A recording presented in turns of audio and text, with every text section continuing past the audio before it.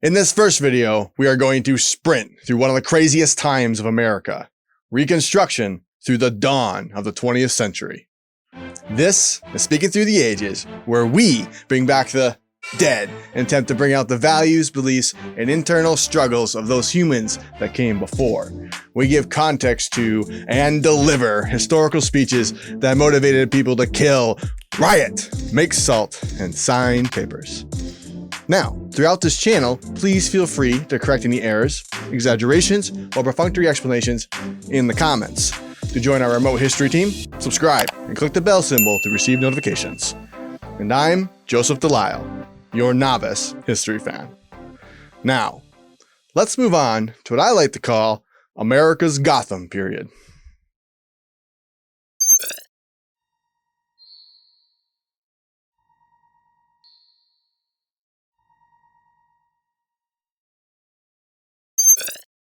We are ramping up to give a speech from Theodore Roosevelt. However, to understand why he's an iconic American legend etched into Mount Rushmore, we need some context about the times he grew up in. Roosevelt was born in New York, October 27, 1858.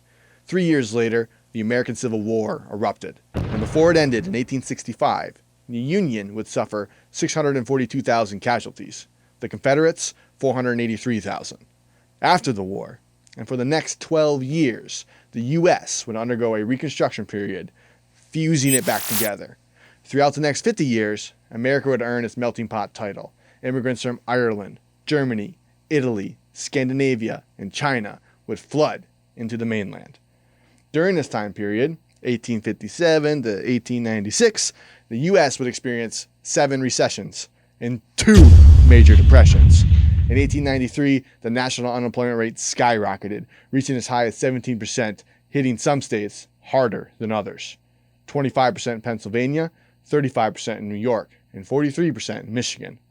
These are perplexing facts considering America's economy was growing exponentially. By 1913, it would account for 1/3 of the industrial world's output. The rise of American railroads and industrialization drove westward expansion. The federal and state governments gave massive land grants to railroads and sold huge expanses of land to rancher families. Eliminating or ignoring the treaties with Native Americans, the U.S. Army heroically exterminated or forced migrated the indigenous people living on that land. Economically, America was split between poor and rich. Politically, between isolationists and expansionists. Half the country thought America's path to greatness was catching up on colonialism. The other half argued that the Louisiana Purchase, the Indian Removal Act of 1830, and kicking the Mexicans south of the border was good enough.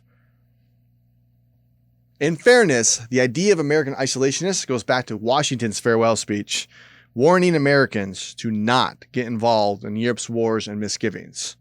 However, at this time, another desire was percolating in the American soul: the need to philanthropically spread democracy and save the world from its villainous ways and instill those iconic American values elsewhere. And Cuba was ripe for the taking. Americans' desire to possess Cuba and their sympathies for the Cuban rebels, combined with fake or misleading journalism and the controversial sinking of the U.S. Maine battleship, led to the Spanish-American War. The United States shocked the world and brought a first-class world nation to its knees in just 3 months. Paradoxically, this time period seems to scream suffering and sing prosperity. In short, the U.S. was a second world country at this time. The United States laid the infrastructure and placed high-risk investments that set the stage for the Industrial Revolution. And the Spanish-American War sent the world stage a message: America is rising.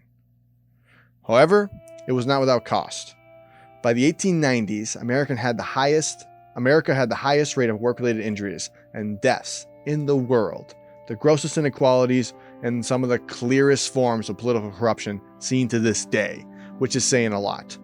Americans became fed up. Union and labor movements started and demanded regulation.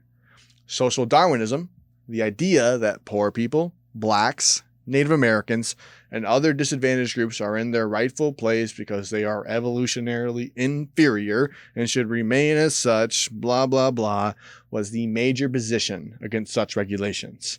As you can imagine, protest, violence, chaos ensued. Who would have guessed? The more I read about this era, the more I see Gotham shining through the pages of history, and America was ready for its white knight. I glossed over the Spanish-American War. If you want to learn more about it, I highly recommend The American Peril on Dan Carlin's Hardcore History podcast. It'll be linked below. In our next video, we'll be covering Theodore Roosevelt's summarized biography, which will lead nicely into the first speech, The Doctrine of the Strenuous Life. We hope you enjoyed this episode of Speaking Through the Ages. Be sure to subscribe and click the bell for notifications. See you next time, where the dead teach.